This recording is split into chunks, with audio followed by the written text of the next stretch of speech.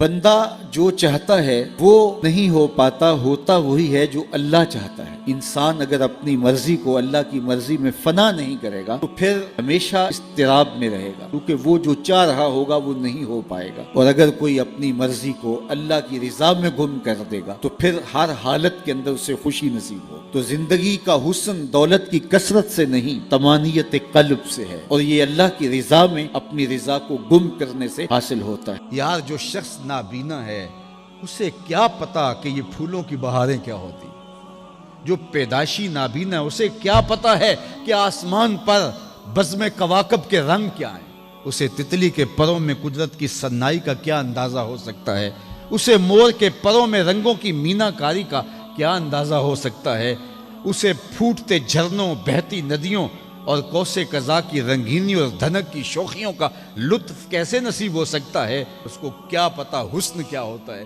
اس کو کیا پتا جمال کیا ہوتا ہے۔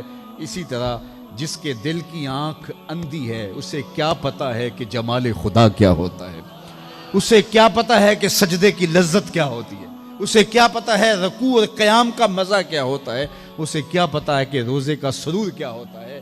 تو اگر ہم اپنے دل کے میل اتاریں گے تو دل کی آنکھیں کھلیں گی تو پھر زندگی کا لطف آنا شروع ہوگا، پھر پتہ چلے گا اسلام کیا ہے، پھر پتہ چلے گا دین کیا ہے۔ اللہ اکبر۔ اسی لیے قرآن نے کہا من کان فی ہذہ اعمی فہو فی الآخرۃ اعمی واضل سبیلا، جو دنیا میں اندھا رہا کل قیامت کے دن بھی نابینا اٹھائے گا۔ اس سے ان آنکھوں کی بے نوری مراد نہیں ہے، دل کی بے نوری مراد ہے۔ اقبال نے کہا تھا دل بینا بھی کر طلب خدا سے، کہ آنکھ کا نور دل کا نور نہیں، آنکھ کا نور اور ہے دل کا نور اور ہے۔ تو جس طرح آنکھ بے نور ہو جائے، آنکھ پر دھند، جالا، ککرے اور سفید اور کالا موتیا اتر آئے، تو ہم سب کچھ بیچ کر کے بھی آنکھوں کا نور خریدنے کی کوشش کرتے ہیں۔ تو یار کبھی اجڑے ہوئے دل کا بھی تو علاج کرواؤ۔ علاج تمہارے گھر میں پڑا ہے، راتوں کی تنہائیوں میں اٹھ کے قرآن پڑھو اور ساتھ رویا کرو، دیکھنا دل کے میل اترنا شروع ہو جائیں گے، اور دل کے پردے سے وہ غلاستیں جب اتریں گی تو پھر پتہ چلے گا کہ دل جمال یار کیسے دیکھتا ہے، دل کی دنیا کیا ہے۔ وچئی بھیڑے وچئی جھیڑے وچئی ونج مہانے ہو، 14 طبق دلے دے اندر تمبو وانگوں تانے ہو، پھر پتہ چلے گا یہ دل دنیا کیا ہے۔ پھر اس کی تڑپ، اس کی بے چینی، اس کا اضطراب زندگی کا حاصل بن جائے گا۔ پھر زندگی کی بے چینی اور دل کی بے چینی اور دل کا محبوب کی یاد میں تڑپنا تمہیں سرور دے گا۔ پھر تم ایک ایک عضو میں دل مانگو گے، وہ مزہ دیا تڑپ نے میری آرزو ہے یا رب، وہ مزہ دیا تڑپ نے میری آرزو ہے یا رب، میرے دونوں پہلوؤں میں دل بے قرار ہوتا۔ پھر سمجھ آئے گی کہ یہ دل کتنی قیمتی شے ہے۔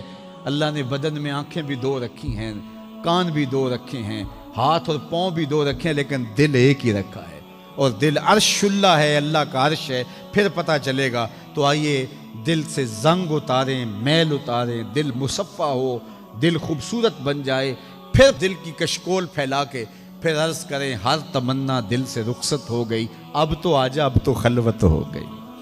لیکن یہ میل کچیل سے ہٹا ہوا ہوگا تو گندی جگہوں پہ محبوب تو نہیں آتے ہیں۔ تو حسد، حقد، کینے، بغض، نفرتیں یہ ہم پالے رکھتے ہیں، اپنی زندگی کو ہم نے خود بوجھل بنایا ہوا ہے۔ میاں حسد کرنے سے محسود کا کیا ہوگا، ہم اپنے آپ کو تلخی میں مبتلا کیے ہوئے ہیں۔ بغض رکھنے سے مبغوض کا کیا ہوگا، ہم اپنے آپ کو بوجھ میں مبتلا کیے ہوئے۔ تو اپنے دل سے یہ سارے بوجھ اتار کر کے جب دل کو مصفا اور مزکا کریں گے تو پھر دیکھیے کہ دل کے آئینے میں کیسے جمال یار دکھائی دیتا ہے۔ تو اس دل کی اصلاح ہوگی کثرت کے ساتھ قرآن مجید کی تلاوت کرنے سے۔ تو راتوں کی تنہائیوں میں اٹھ کے قرآن پڑھو، دیکھنا کہ کیسے دل کے زنگ اترتے ہیں۔ بعض لوگ بڑی عجیب خبر سناتے ہیں، میاں تمہیں کیسے پتا؟ وہ کہتا ہے میں رات اچانک نیند نہیں آ رہی تھی تو ایک چینل کھولا تو اس میں یہ خبر چل رہی تھی، تو میں نے کہا تجھے نیند نہیں آ رہی تھی، تو نے چینل کھولا، کاش تو قرآن کھول کے بیٹھ جاتا، تجھے وہ دکھائی دیتا کہ تیرا اندر تیرا باہر روشن ہو جاتا۔ تو راتوں کی تنہائیوں میں اٹھ کے قرآن مجید پڑھنے کا مزاج پیدا کریں، اپنی صبح کا آغاز قرآن مجید کی تلاوت سے کریں، اپنے دن کو سمیٹیں، سونے کی تیاری کریں، سورہ ملک سے اپنے معاملات کو سمیٹیں۔ یہ چند دن کر کے دیکھ لیں، اور اگر آپ کو معاشی مسائل ہیں، مشکلات ہیں تو سورہ واقعہ اس کے لیے اکثیر ہے. صرف 3 رکوع ہیں، اتنی اکثیر کہ جس کی زندگی میں سورہ واقعہ آ گئی وہ مشکلات میں مبتلا نہیں ہوتا. اللہ اس کے لیے رزق کے دروازے کھول دے.